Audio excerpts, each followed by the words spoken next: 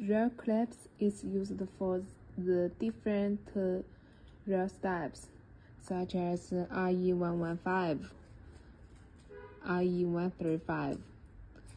Sometimes it's with two bolts, and sometimes used as single, as the base plates and with the rail for the rail track materials and rail track maintenance, or the fixment. It's widely used in Mexico, US, and Canada, also other places. Kingrail supply in competitive quality and price.